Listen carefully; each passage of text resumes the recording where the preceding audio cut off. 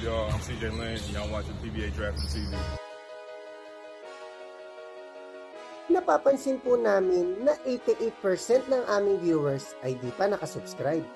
Kaya kung nagustuhan niyo naman po yung video, bilang tulong lang sa aming channel, ay hinihiling lang po namin na pakipindot ang like, subscribe button at notification bell. Maraming salamat mga ka-Draft Room! Welcome back po mga ka-Draft Room. Franchise player caliber center na naging first overall sa last draft na si Justin Baltasar. Pero posibleng ang upcoming draft ang maging best big man in draft history dahil sa dami din ng tall and potential superstar center na posibleng sumali sa class na to. Ito na nga po at sisimulan na natin. Sa rank 10 na yung 6'8" na si Arman Demigaya. Hindi pa masyado nabibigyan ng playing time si Arman sa MPBL. Pero dahil sa kanyang height at length ay malaki pa din ang posibilidad na may kumuha sa kanya sa 4th round. Pero kung mas mag-i-improve pa ang kanyang depensa ay posibleng kahit sa 3rd round ay makuha na siya. Sa rank 9 na yung 6'6" na si Coy Alves. Biglaan ang pagtaas ng stock ni Coy sa last MPBL season at patuloy pa din niya ginagawa yan this season. Mas maging consistent lang ang mga double-double games at shot blocking ni Coy bago ang draft ay pwedeng maging surefire 3rd rounder na siya sa next draft. Sa rank 8 ay ang 6'7" na si Mario Barasi. Hindi pa nabibigyan ng decent playing time sa UAAP si Mario. Pero sa mga recent preseason games ng Falcons ay mas nabibigyan na siya ng exposure. May pagpatuloy lang niya ang kanyang offensive improvement this upcoming UAAP season na expect natin na biglang tataas ang draft stock niya. Sa rank 7 ay 6'9" na si Ladis Lepalam. Limited pa ang playing time na nakukuha ni Ladis para sa Valenzuela. Pero tuwing nabibigyan siya ng chance ay nagagamit niya ang kanyang height and length sa poste at minsan ang kanyang outside shooting.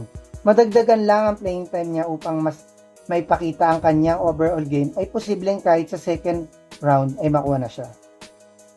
Sa rank 6 ay 6'7" na si Dave Ando. Hindi masyado nagagamit si Dave sa MPBL contender na San Juan dahil sa mga veteran ex-PBA big mans. Pero alam naman natin ng UST days niya ang kanyang high basketball IQ. Pero kung matutulungan niya makapasok ang San Juan sa MPBL Finals kahit bilang backup big man, ay mas tataas pa ang stock niya. Lalo pa siya ang most efficient 3-point shooter sa lista to. Sa rank 5 ay 6'9" na si Tsutomu Takeshi. Sa MPBL pa lang ay nagpakita na ng glimpse of potential. Kahit sa limited playing lamang si Takeshi gamit ang kanyang outside shooting at versatility. Expect natin na mas mag-i-improve pa ang kanyang overall game sa Japan B-League. Kaya for sure ay 2nd rounder na siya sa next draft. Sa rank 4 ay 6'9" na si Gio Chu.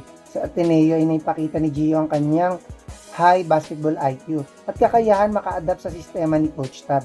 Pero nang dahil sa mga imports ay limited lang ang naging exposure niya. Kahit sa katatapos lang na The Asian Tournament niya mas naipamalas ang kanyang inside game at interior defense na talagang possible 1st rounder siya sa next draft. Sa rank 3 ay 6'10" Phil-Am na si CJ Lane.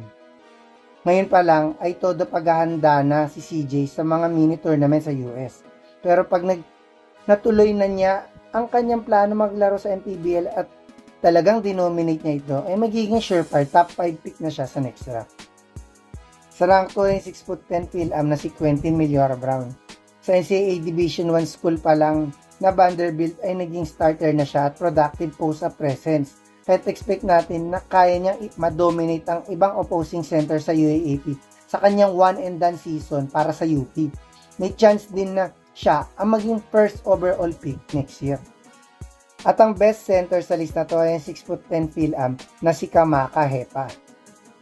Naging solid din ang final season ni Hepa sa NCAA Division 1 school na Hawaii kahit napasama siya this year sa NBA Summer League team na New Orleans Pelicans. Kaya dahil sa kanyang overall skills at versatility, ay wala na ako ibang nakikitang dahilan na di siya ang makuhang first overall pick next year once sumali na siya sa draft. Halos lahat ng sinama natin sa list na to ay malaki na talaga ang chance sa sumali at nagbigay na din ng interest na magpa-draft. Pero kung may biglang magbago ang isip gaya nila Edu at Soto, ay talagang malaki ang ilalakas lalo ng list na to. Hanggang sa susunod na lang mga ka-Draft Room.